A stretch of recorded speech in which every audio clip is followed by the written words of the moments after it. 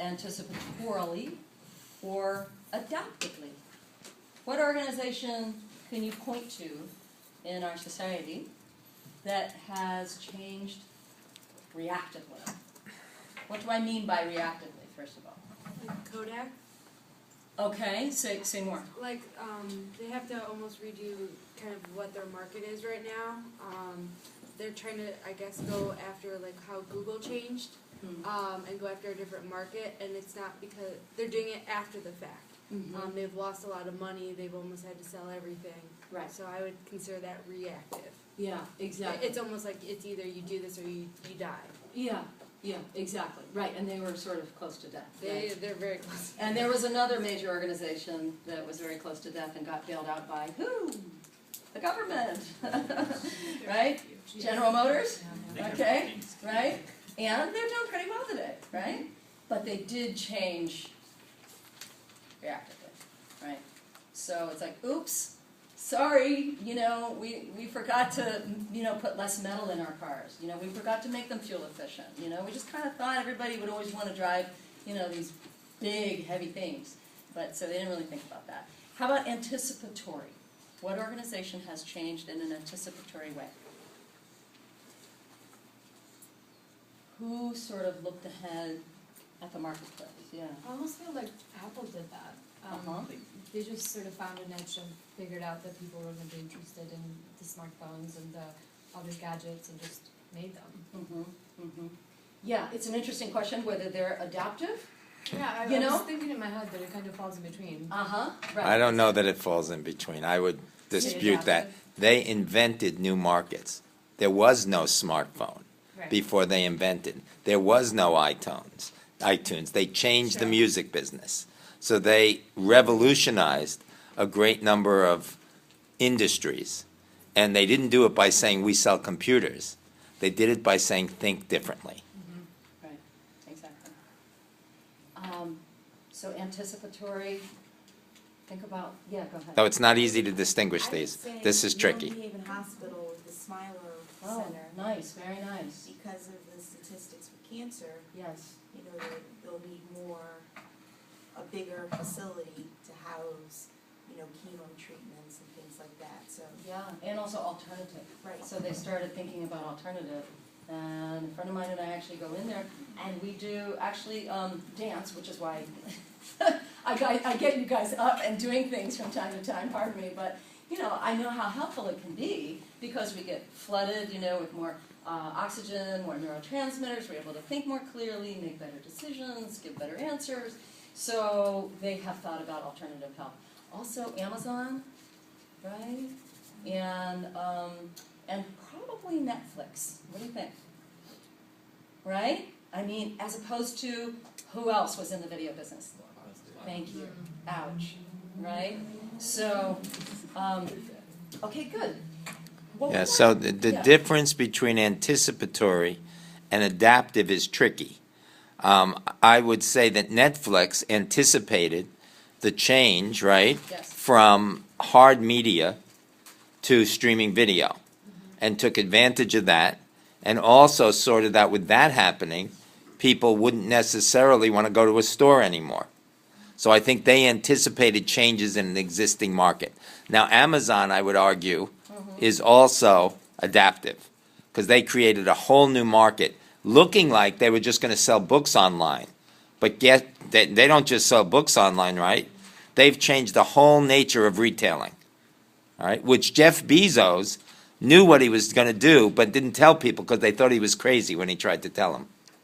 So sometimes, just like people thought Steve Jobs was crazy, right? So sometimes the genius takes a long time to find its niche, especially when it's creating a new world.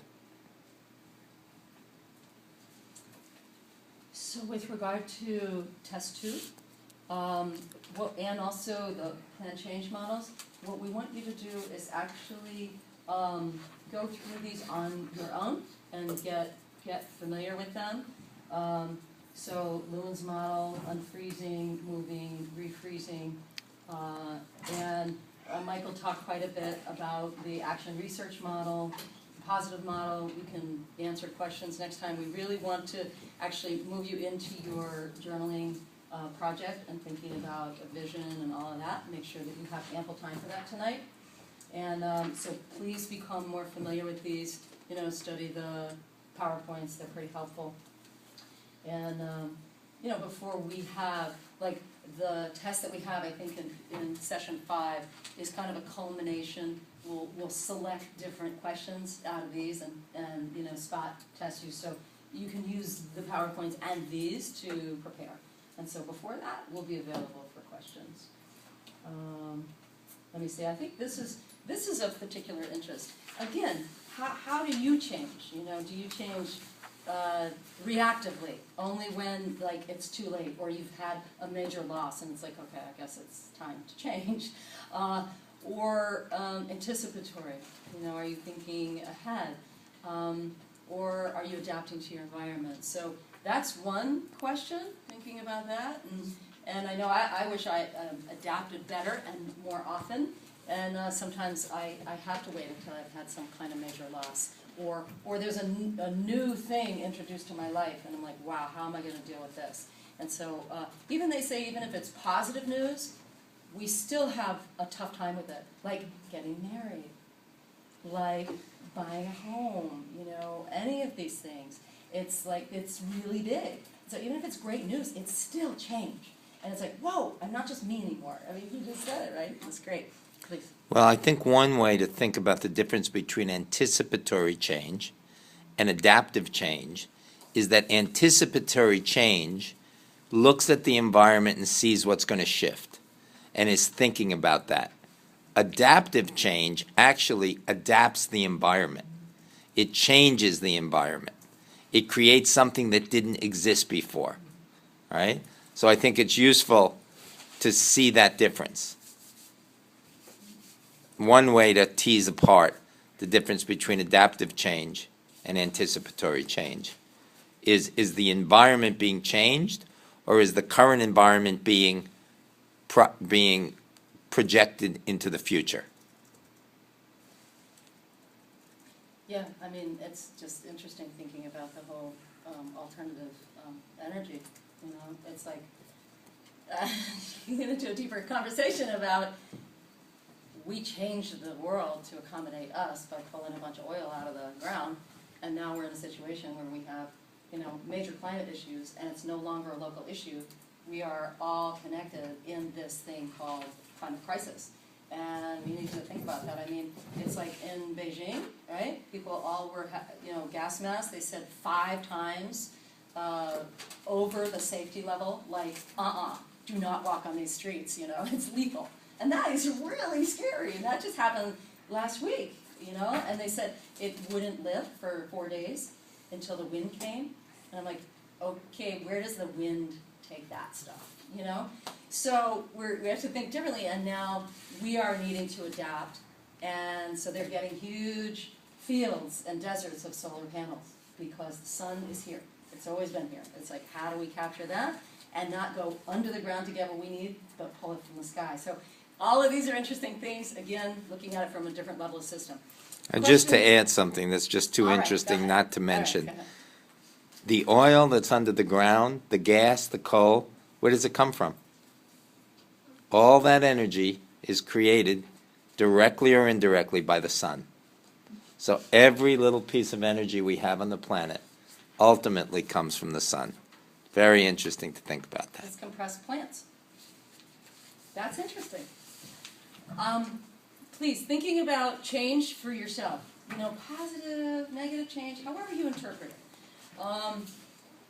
This is interesting. Again, we have an above and below the waterline kind of model here.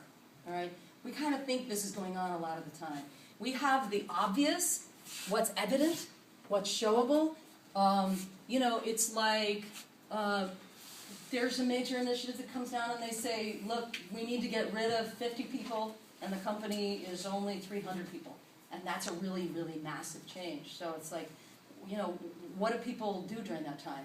Well, they say, gee, I hope it's not me. I'm going to work extra hard I'm gonna do all my projects, I'm gonna report, I'm gonna do the right thing, right? That's above the water line, you might see that, okay?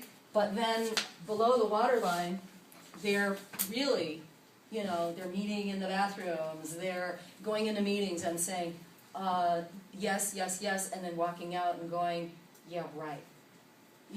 And so they're finding ways to, avoid or keep the change from happening.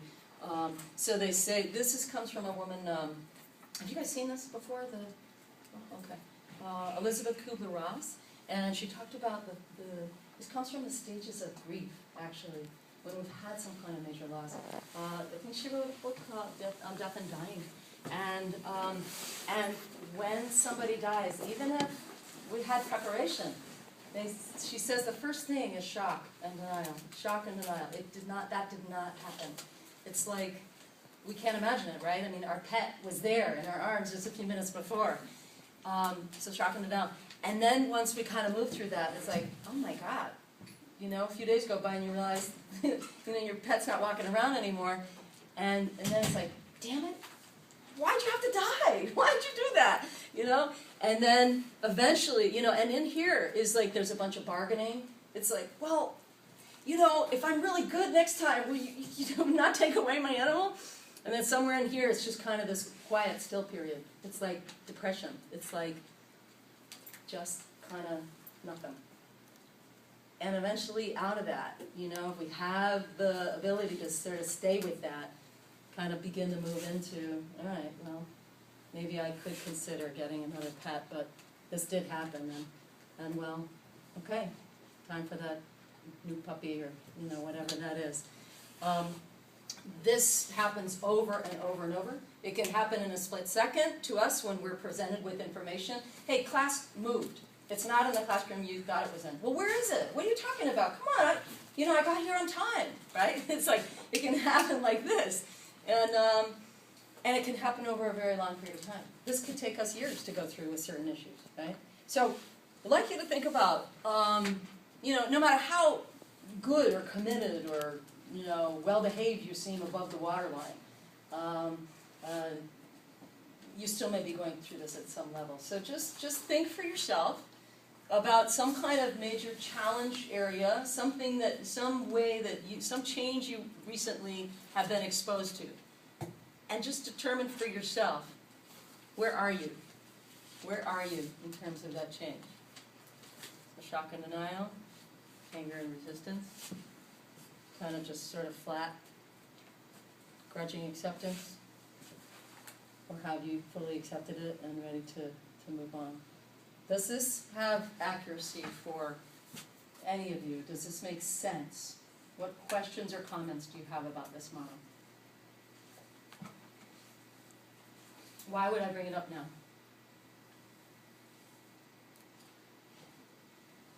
Because hopefully we go through a change during this class. This is kind of what happens in all change. This is what we're saying. This is what goes on. It's always happening. And so as a leader, if you're going to change direction, you need to, they say, listen in stereo. Because people will be saying maybe one thing, and they're feeling or going through something different. They say, this is a change that's introduced. This is a transition, a human transition. This is what we have to go through inside ourselves to get used to the new way. So, pay attention to this because this will come back around. This is where that, that word resistance comes from, right? And if we try to hold something back, or we're in a system, we're trying to help something, and we sometimes get this pushback. And what's interesting is that it's further along. By the time people are angry, they actually are out of shock and denial. So that's actually good, because there's now some energy to work with, right? Interesting. Comment? Yes? I think each of these phases have different, the length of these phases are different based on the change. Yes. And you may be stuck in one of each phases for so long. Yes. So is there any way that you can work on so you can move on to the next phase? That's such a great question. And that's basically, will you leave that open actually? Yeah, that'd be great. That's really the question to ask. How do I move myself through this? And we call it with ease and grace. With ease and grace, you know? With a little help from my friends, a little help from, whoever's upstairs. It's like, what helps us? And this is a skill set to be able to do this. Because otherwise, we can get stuck and stuck and stuck and stuck. And it can take years. So it's like, where are we? And if we're just here mostly all the time, it's like, I feel like we all have a posture, a general posture, toward life. And it's like, or toward certain issues when they come up. And so that's the great question. I don't have that one answer. Yeah. I would say, I have a couple employees under me, but I would say that two of them always are in that middle anger, grudging time. Then they just go back and forth. And whether it's with me or whether it's with Clote or whether it's with each other. Yes. Yes. It seems like it just goes cyclical over and over again. One day I think, oh, we got past this, all right. Right. The team's good. But, Yeah. And then the next week it's completely back to where we were. Yeah. And as I look at it as myself, it almost, it puts me into those valleys a little bit Yes. to try to deal with them Yes. and help, process through for myself and the team and those guys, Mm-hmm. And as I take this class, it's kind of hard to, I'm hoping to learn something, Mm-hmm. whether it's about myself and about that leadership style, or it can help get these guys through that, and my team through that, Mm-hmm. and on to bigger, better things. Yeah, beautiful, beautiful. Knowing, number one, that exists, speaking about it as though it's okay, validating it, letting them know that you see what's happening, maybe even sharing with them these faces and asking them, point your finger, go, where do you think you are? And, they'll go, there, and then you can say, well, is there anything I can do to help you move through that? Or what do you need, right? Because it's a big focus on needs, right? And so you become kind of more of a coach, and you do help them through that. And that is the role of leader these days. But you ask them to identify that. And what would it take for you to get up here to complete commitment? Because we're going to need that. And I need to see certain things from you, so how much longer do you think you need? And it's like, and what tools do you need? What resources? Do you need to talk it out more? So, and just let them know that you know. That does wonders. And that you care. Yeah. Good. We'll be revisiting that. So just keep an eye on that, okay? Interesting? Okay, nods are good. Good. All right. Choosing a personal change project.